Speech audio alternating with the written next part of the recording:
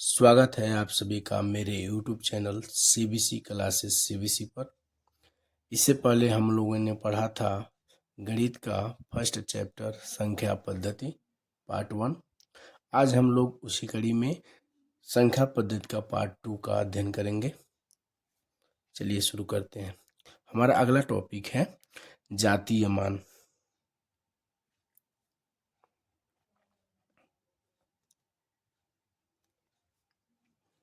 जातीय मान, इसको इंग्लिश में बोलते हैं लोकल वैल्यू। Local value. देखिए जातीय मान क्या होता है। तो जातीय मान किसी दी गई संख्या में, किसी दी गई संख्या, दी गई संख्या में किसी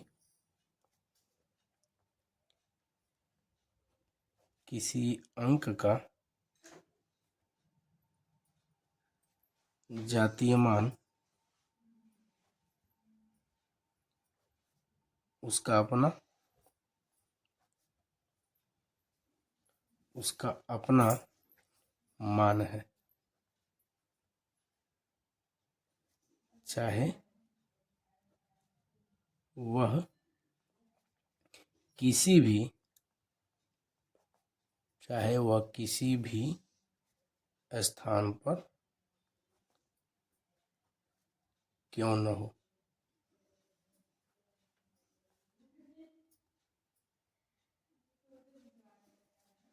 जैसे 1 2 3 4, इसमें अगर 3 का स्थानीय मान लिखेंगे तो 3 ही होगा, क्योंकि चाहे वह यहाँ हो यहाँ, उससे नहीं मतलब है।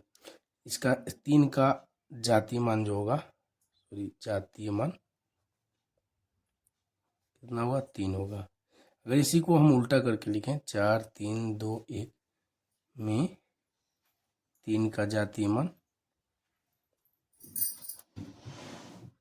तो भी कितना होगा, 3 ही होगा। ठीक है, तो यह है हमारा जातीय मान, यानी कि जहाँ पर वह संख्या है जो है वही होगा, जातीय मान जो होता है वही होता है।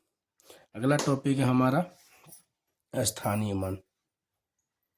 स्थानीय मान, स्थानीय मान, इसको इंग्लिश में प्लेस वैल्यू बोलते हैं। ठीक है, देखिए स्थानीय मान जो होता है वह दी गई संख्या में इकाई के स्थान पर, दहाई के स्थान पर अलग अलग रूप में क्या होता है, बदलता जाता है। ठीक है, अगला टॉपिक है स्थानीय मान, पहले वैल्यू। तो देखिए स्थानीय मान क्या होता है, इकाई के स्थान पर अलग होता है, दहाई के मान अलग होता है, फिर सैकड़ा, जैसे इकाई, दहाई, सैकड़ा, हजार, 10,000, जिस क्रम पे संख्याएं होती हैं उस क्रम पे स्थानीय मान निकाला जाता है। जैसे मान लीजिए कि 1 2 3 4 में प्रत्येक का स्थानीय मान निकालना हो, प्रत्येक का स्थानीय मान निकालना हो, स्थानीय मान निकालना हो तो क्या करेंगे, 1 2 3 4, तो 4 के इसमें स्थानीय मान कितना होगा, तो 4 इकाई के जगह पे है, 1 से गुणा करेंगे नहीं 4 होगा। उसी तरह अगर 3 का हम निकालेंगे तो 3 कितने जगह पे है, इकाई दहाई, दहाई पर है तो 10 से गुणा होगा, तो ये हमारा 30 हो जाएगा। ठीक है, उसी तरह से देखिए 2 का स्थानीय मान निकालेंगे तो 2 गुणे 100, क्योंकि इकाई दहाई सैकड़ा, सैकड़ा के जगह पे है तो 100 से गुणा करेंगे तो हमारा हो जाएगा 200। फिर 1 का हम स्थानीय मान निकालेंगे तो 1 गुणे इकाई दहाई सैकड़ा, हजार, हजार पे है तो यानी कि 1000 से गुणा करेंगे तो होगा 1000। ठीक है, तो ये होता है हमारा स्थानीय मान। अब हम आगे बात करेंगे विभक्ति के नियम। विभक्ति के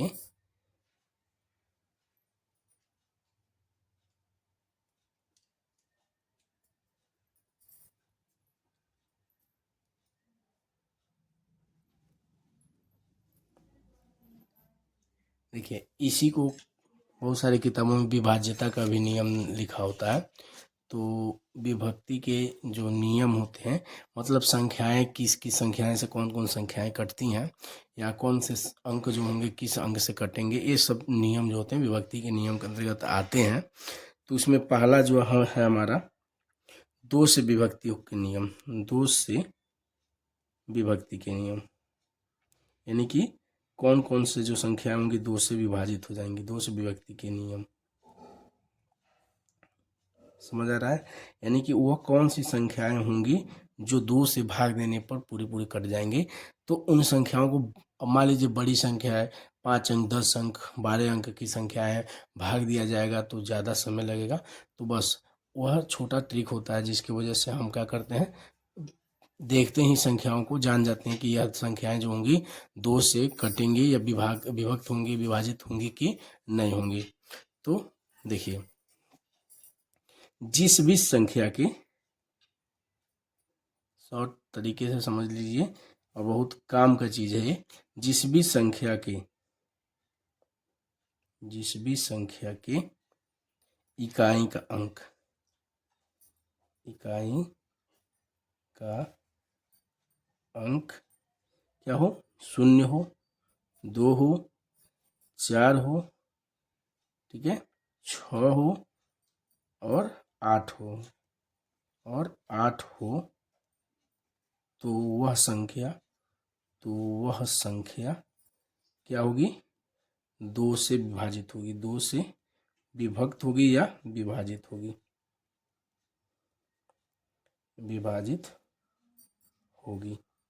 अब देखिए इसमें भाग देने की जरूरत नहीं है, बस संख्याओं को देख के ही हम समझ जाएंगे कि यह संख्या क्या होगी, दो से विभाजित होगी। ठीक है, जैसे मान लीजिए कि कोई संख्या है, मान लीजिए कि हम लिख दें कि 35, 50। अब देखिए इस इकाई का अंक क्या है, 0 है, तो ये भी दो से विभाजित होगा। अगर कोई संख्या हम लिख दें 32, 62, ठीक है, इसमें इकाई का अंक 2 है, तो ये भी संख्या क्या होगा, दो से विभाज्य होगा। अगर कोई संख्या हम मान लिख दें 34, 64, तो देखिए इकाई का अंक क्या है, 4 है, तो ये भी संख्या क्या होगा, विभाजित होगा। जैसे मान लीजिए हम 36 लिख दें, इसमें इकाई का अंक क्या है, 6 है, तो ये भी संख्या क्या होगी, दो से विभाज्य होगा। कोई संख्या मान लीजिए 68 लिख दें हम, इसमें भी इकाई का अंक क्या है, 8 है, तो ये भी संख्या क्या होगा, दो से विभाजित होगा। तो ये तरीका होगा, देखकर ही, संख्याओं को देखकर ही हम समझ जाएंगे कि यह संख्या दो से विभाजित है या विभाजित हो जाएगा। ठीक है, चलिए दूसरा जो नियम है, 3 से विभक्ति का नियम, 3 से विभक्ति का नियम, 3 से विभक्ति का नियम।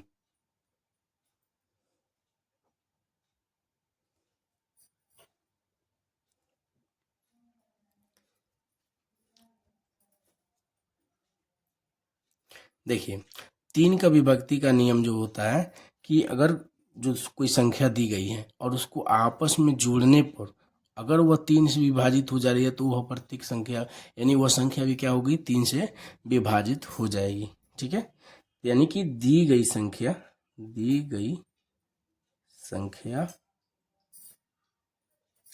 के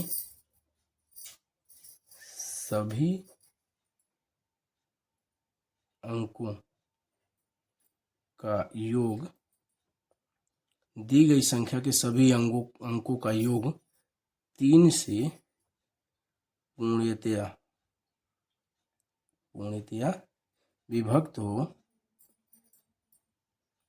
विभक्त हो, तो वह संख्या भी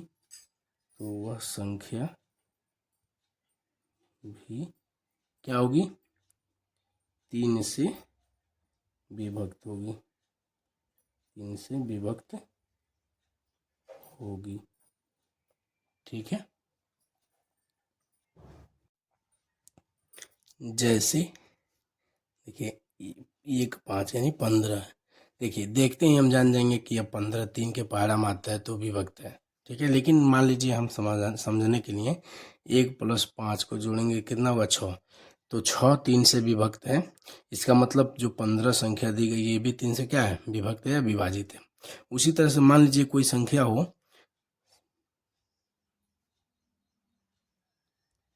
ठीक है, 75,669, मान लीजिए कोई एक संख्या है। अब इस संख्या को हम देख के कैसे कहेंगे कि यह 3 से विभाजित है। देखिए 8 है लास्ट में, इकाई का अंक इसका 8 है, तो 2 से विभाजित तो है, लेकिन हम इसको कैसे जानेंगे कि 3 से विभाजित है कि नहीं। तो हम क्या करेंगे, इसको आपस में दी गई संख्याओं को जोड़ेंगे।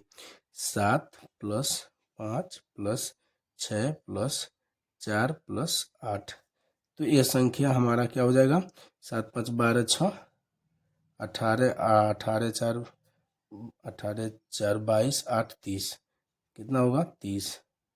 देखिए तो यह संख्या हमारा 30 है, यानी कि 30 क्या है, 3 से विभाजित है, इसलिए यह संख्या भी क्या है, 3 से विभाजित है। ठीक है, चलिए अगला नियम हम बात करते हैं 4 से विभक्ति का नियम। 4 से विभक्ति का नियम, यानी वो संख्या 4 से विभक्त है या नहीं, विभाजित है या नहीं, कैसे जानेंगे। तो देखिए इसका जो होता है कि कोई ऐसी संख्या दी गई है जो 4 से तभी विभक्त होगी जब उसके दहाई और इकाई से बनने वाली संख्या 4 से क्या हो, विभक्त हो। यानी दी गई संख्या की इकाई एवं दहाई से बनने वाली संख्या 4 से विभक्त है, 4 से क्या है, विभक्त है, तो वह संख्या भी, तो वह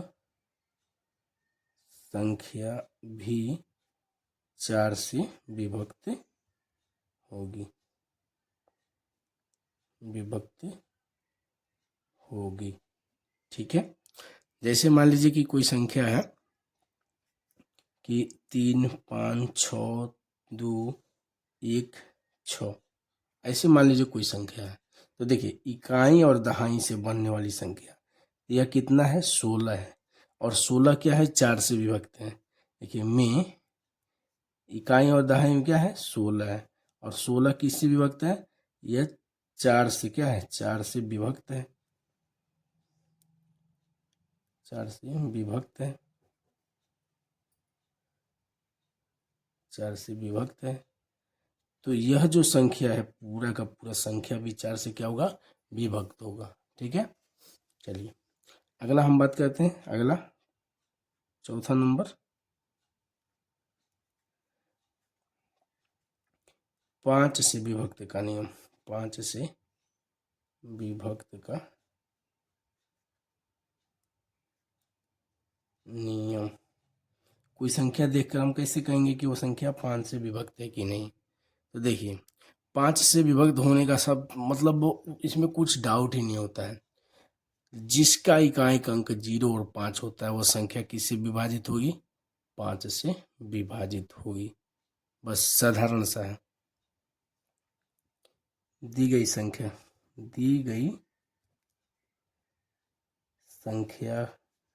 के इकाई का अंक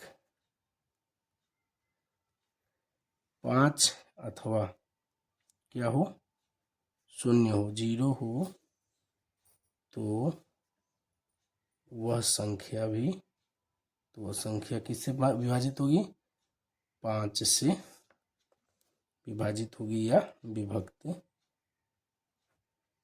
होगी। ठीक है, देखिए जी 0 है तो 2 से विभाजित, 2 से भी वो क्या होगा, विभक्त होगा। लेकिन अगर 5 है तो वह 5 से ही विभक्त होगा, 2 से नहीं होगा। 0 है तो 5 से भी विभक्त होगा और 2 से भी विभक्त होगा। लेकिन अगर 5 है इकाई का अंक तो वह केवल और केवल किससे विभक्त होगा, 5 से विभक्त होगा। या हम कह सकते हैं कि वो 7 से भी हो सकता है, या कह सकते हैं कि 9 से भी हो सकता है, ठीक है। लेकिन उसके अलग नियम है। लेकिन 5 के केस में हम अगर शून्य इकाई का अंक है और 5 है तो वह समझ जाएंगे कि वो 5 से क्या हो, विभाजित है। वैसे तो 7 से भी हो जाएगा, लेकिन 9 से भी हो जाएगा, लेकिन 7 और 9 के विभाज्यता में थोड़ा सा नियम अलग है, ठीक है। यहाँ 5 के विभक्त के नियम का बात हो रहा है। तो जैसे मान लीजिए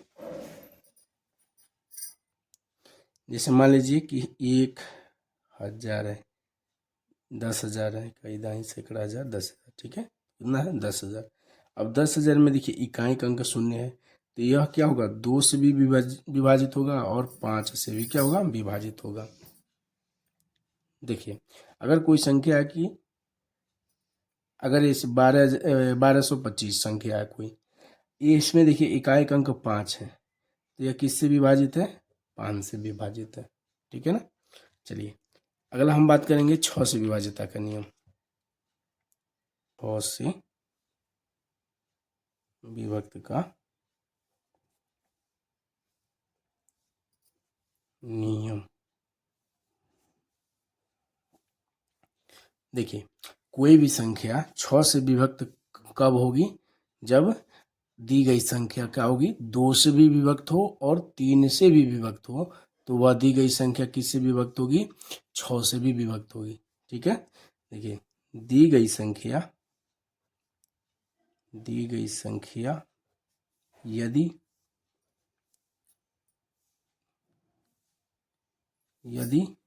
2 से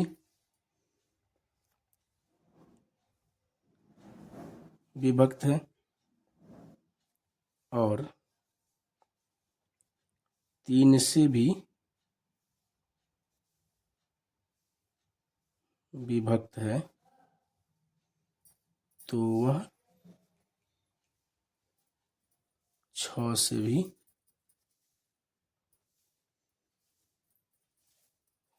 भी विभक्त होगा, ठीक है। जैसे मान लीजिए कोई संख्या 138 है, ठीक है। देखिए इसके इकाई का अंक क्या है, 8 है, तो यह 2 से क्या है, विभाजित है। तो 3 से विभाजित होगा, कैसे हम जांच करेंगे, तो देखिए 3 से विभाजिता का नियम क्या था कि दी गई संख्याओं के आपस का योग अगर 3 से विभाजित है तो वह संख्या, दी गई संख्या भी क्या हो, 3 से विभाजित होगी। तो देखिए 1 + 3 + 8, तो हम इसको जोड़ेंगे तो कितना होगा, 12। कितना होगा, 12। तो देखिए 12 भी क्या है, 3 से विभाजित है, किससे विभाजित है, 3 से। तो इसका मतलब क्या होगा, 138 संख्या है, यह संख्या 2 से भी विभाजित है, 3 से भी विभाजित है। इसका मतलब 138 किससे विभाजित होगा, यह 6 से विभक्त है, विभाजित है, ठीक है। चलिए अगला हम बात करते हैं 7 से विभक्त होने का नियम। 7 से विभक्त होने का नियम। कोई संख्या 7 से विभक्त है कि नहीं, ये कैसे पता करेंगे, तो देखिए 7 से विभक्त होने का नियम होता है कि इकाई के अंक को छोड़कर शेष जो बची संख्या होती है उसमें इकाई अंक का दोगुना घटा देते हैं, और वह जो संख्या होती है 7 से विभक्त होती है, तो क्या होती है कि हम मानते हैं कि वो पूरी संख्या क्या होगी, 7 से विभक्त है। क्या होता है, फिर समझ लीजिए, 7 से विभक्त होने का नियम यह है कि यदि कोई संख्या दी है उसका इकाई का अंक को छोड़ देते हैं, अब बाकी जो संख्या बचती है उसमें से जो इकाई का अंक होता है उसका दोगुना करके क्या करते हैं, घटा देते हैं, ठीक है। उसके बाद जो संख्या बचती है वह संख्या अगर 7 से विभाजित है तो क्या होगा, वह संख्या 7 से विभाजित है, पूरी की पूरी संख्या क्या होगी, 7 से विभाजित होगी। तो देख लीजिए कह रहा है कि यदि 7 से विभाजित होने का नियम क्या है, इकाई यदि इकाई अंक को छोड़कर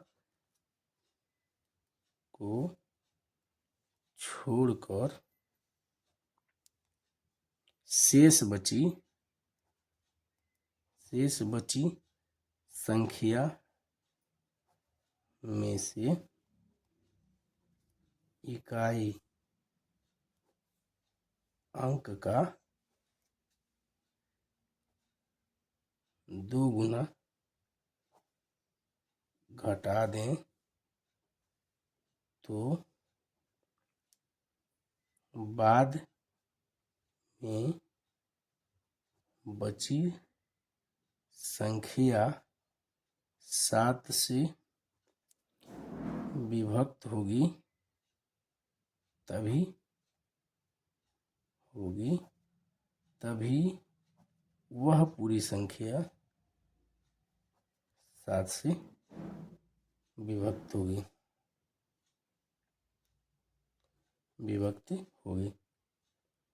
देखिए थोड़ा अटपटा सा लग रहा होगा, लेकिन अगर 1-2 बार पढ़ेंगे तो आपको समझ आएगा। यानी कि कोई संख्या दी गई है और उसका एक इकाई का जो अंक है उस इकाई के अंक को गायब कर देना है। फिर जो संख्या बची उसमें जो इकाई का अंक हम गायब किए हैं उसका 2 गुना करके घटा देंगे।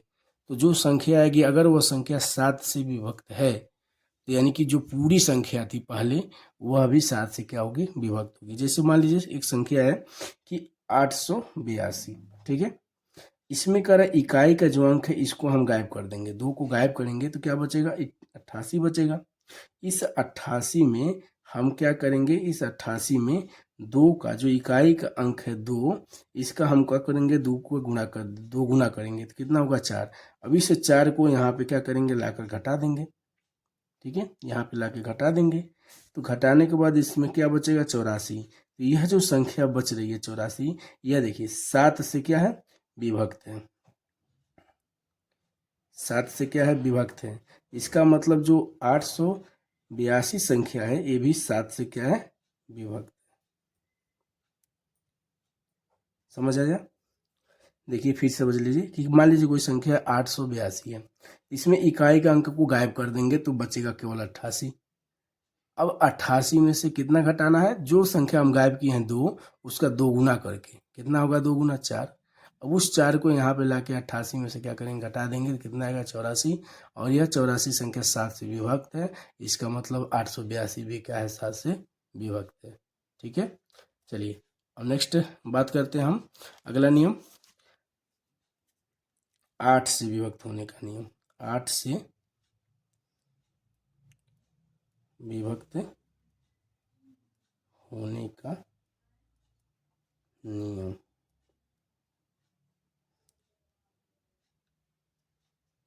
ठीक है, तो हम कैसे जानेंगे कि कोई संख्या 8 से विभक्त है कि नहीं। देखिए सीधे 4 की तरह चलिए। 4 से विभक्त होने का नियम क्या था कि अगर कोई संख्या, उसमें दी गई जो संख्या है उसके इकाई और दहाई से बनने वाली संख्या, इकाई और दहाई से बनने वाली संख्या 4 से विभक्त है तो वह पूरी संख्या भी 4 से विभक्त होगी।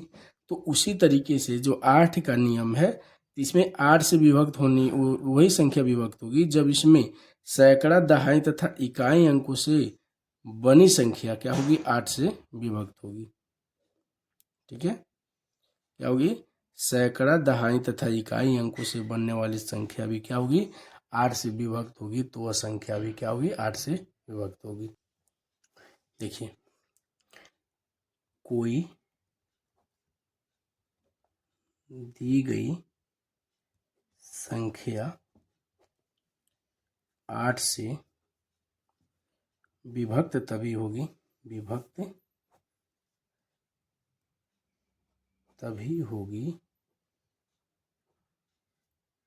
जब सैकड़ा, दहाई और इकाई से बनने वाली संख्या भी 8 से क्या हो, विभक्त, 8 से विभक्त हो। ठीक है, देखिए इसमें एक और नियम आप लिख लीजिए कि अगर लास्ट में अंतिम अंक अगर 3 0 है, 3 बार शून्य है, यानी कि 3 शून्य है, तो भी वह संख्या क्या होगी, 8 से क्या होगी, 8 से विभक्त होगी। ठीक है, यानी कि सीधा सा कि 3 अंकों की अगर संख्या है और 3 अंकों से बनने वाली संख्या अगर 8 से विभक्त है तो वो भी 8 से, पूरी संख्या भी विभक्त है। कोई भी संख्या के जो लास्ट का अंतिम का 3 अंक होंगे, सैकड़ा, दहाई और इकाई। और अलग से ये नियम लिख लीजिए, जो किताबों में नहीं मिलता है, ये नियम आप जल्दी किताबों में नहीं होता है, लेकिन हम बता रहे हैं, लिख लीजिए कि जो अगर कोई संख्या उसमें अंतिम 3 संख्याएं जीरो हैं, इकाई, दहाई और सैकड़ा तीनों जीरो हैं, तो वह संख्या क्या होगी, 8 से विभक्त होगी। यानी कि 7, मान लीजिए कि हम 7,000 लिख दें तो यह 7,000 क्या होगी, 8 से विभक्त होगी। ठीक है, चेक कर लीजिए भाग देके, यह संख्या 8 से क्या होगी, विभक्त होगी। मान लीजिए कोई और संख्या है, मान लीजिए कोई और संख्या है, इसे मान लेंगे हम लेना 7, 9, 5, 4, 1, 6। ठीक है, इसमें देखिए इकाई, दहाई और सैकड़ा, यानी कि 416 है, यह क्या होगी, 8 से विभक्त है, भाग देने पर 8 से कट जाएगा, तो इसका मतलब ये पूरी संख्या भी क्या होगी, 8 से कट जाएगा। ठीक है, चलिए अगला टॉपिक हम बात करते हैं, जो भी पॉइंट हो। 9 से विभक्ति का नियम, 9 से विभक्ति का नियम, विभक्त का नियम।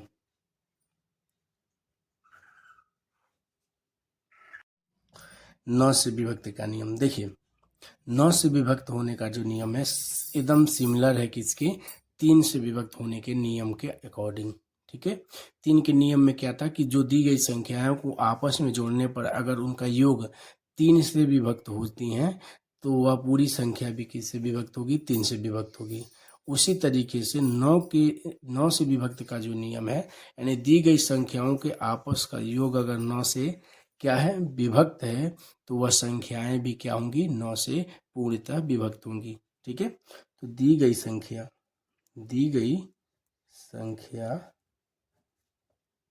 के आपस के योग 9 से पूर्णतः विभक्त है, पूर्णतः क्या है, विभक्त है, तो वह संख्या भी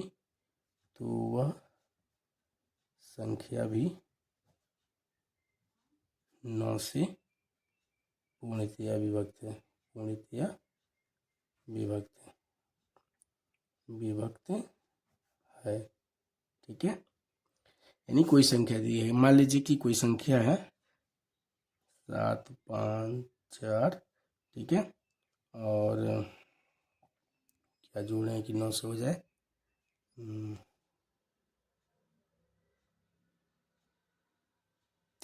6, 2।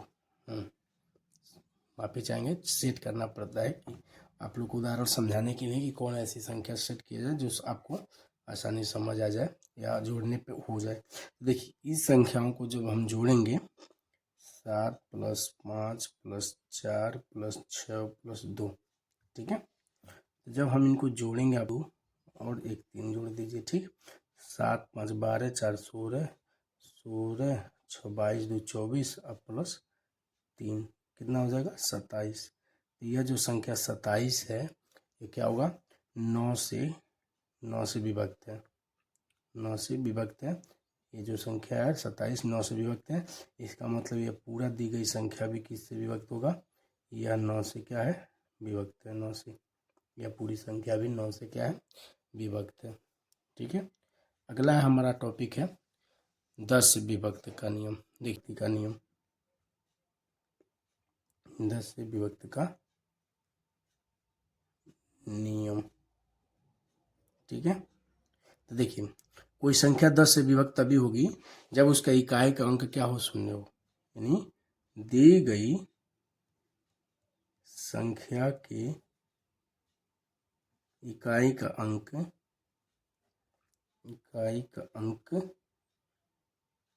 क्या है, शून्य है, तो वह संख्या भी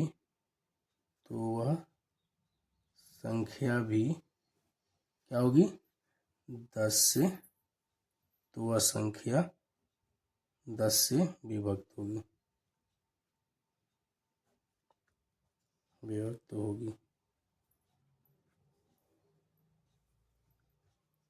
देखिए वो संख्या भी क्या होगी 10 से विभक्त होगी। शून्य है तो 2 से विभक्त होगी, 5 से विभक्त हो सकती है, और वह किससे विभक्त हो सकती है, सॉरी यहाँ गलती काट दी है मैंने, तो वो संख्या भी 10 से विभक्त होगी। ठीक है, जैसे मान लीजिए कि हम 100 लिख दें, तो 100 क्या होगा, लास्ट में इकाई का जो अंक है शून्य है, इसका मतलब वो 10 से क्या है विभक्त है। देखिए ये 2 से विभक्त होगा और 5 से विभक्त होगा और 10 से क्या होगा विभक्त होगा। यह था आपका 10 विभक्ति का नियम। अगला है 11 से विभक्ति का नियम। 11 से विभक्त का नियम, 11 से विभक्त का नियम। देखिए 11 से विभक्ति का जो नियम है ना, थोड़ा सा इसमें ध्यान देने की बात होती है, थोड़ा सा अलग होता है। जितने अभी नियम पढ़े हैं उन सभी संख्याओं के नियम से थोड़ा सा अलग होता है, लेकिन मुश्किल नहीं होता है। ठीक है, देखिए 11 से विभक्ति का नियम यही होता है कि अगर कई संख्याएं दी गई हैं तो उसमें सम स्थान और विषम स्थान की बात होती है। तो क्या होता है कि बाएं से दाएं चलने पर, यानी इकाई ओर से चलने पर, ठीक है, सम स्थानों पर जो संख्याएं आएंगी उनको, और फिर विषम स्थानों पर जो संख्याएं आएंगी उनमें क्या करेंगे, घटाएंगे। तो उसका अंतर या तो 0 आना चाहिए या तो 11 आना चाहिए, या 11 से पूर्णतः वह विभक्त हो। ठीक है, तभी वह संख्या पूर्णतः क्या होगा, पूरी की पूरी संख्या 11 से विभक्त होगी। ठीक है, समझ लीजिए कि 11 से विभक्ति का नियम ये होता है कि वह तभी कोई संख्या 11 से विभक्त होगी जब इकाई से बाईं ओर चलने पर, ठीक है, सम स्थानों पर आने वाली संख्या को अगर हम योग कर लें, जोड़ लें, और फिर विषम स्थानों पर जो संख्या आ रही है उनको जोड़ लें, और फिर उन दोनों को आपस में क्या करें, घटाएंगे, तो या तो 0 आना चाहिए या तो जो आएगा संख्या 11 से पूर्णतः विभक्त होना चाहिए। ठीक है, तभी वह पूरी की पूरी संख्या क्या होगी, 11 से पूर्णतः विभक्त होगी। चलिए, तो कोई दी गई संख्या 11 से तभी विभक्त होगी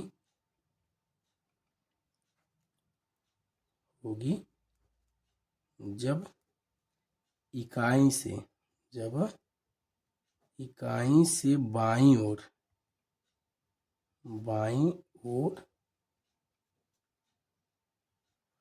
चलने पर सम स्थानों के अंकों के योग तथा विषम स्थानों के अंकों का योग का अंतर क्या होना चाहिए, 0 हो अथवा 11 से पूर्णतया क्या हो, विभक्त हो। ठीक है, तो ये था आपका 11 से विभक्ति का नियम। ठीक है, कहने का मतलब है कि कोई संख्या 11 से तभी विभक्त होगी जब इकाई से बाईं ओर चलने पर उसके सम स्थानों की संख्या का योग प्लस विषम स्थानों पर आने वाली संख्याओं का योग का जो अंतर होगा कितना होना चाहिए, 0 होना चाहिए, या तो 11 से पूर्णतः विभक्त होना चाहिए। जैसे मान लीजिए कि कोई संख्या है, ठीक है, 2 3 697069। ठीक है, कोई संख्या है 23697069। देखिए इसमें क्या होगा, विषम और सम साटेंगे। तो सम स्थान पर कौन कौन सी संख्या है? सम स्थान पर तो 6 होगा हमारा, फिर 7 होगा, फिर क्या होगा 6 होगा, फिर क्या होगा 2 होगा। ठीक है, तो विषम स्थान पर कौन कौन होगा? विषम स्थान पर कौन कौन होगा? तो जो बचा विषम स्थान पर होगा 9 होगा, 0 होगा, 9 होगा और 3 होगा।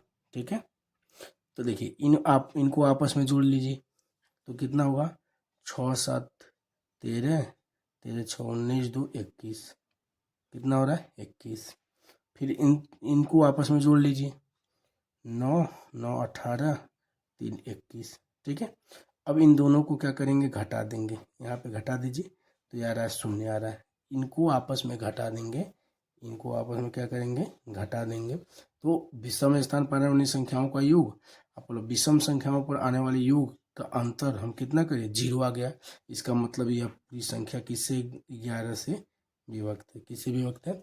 11 से विभक्त है। ठीक है,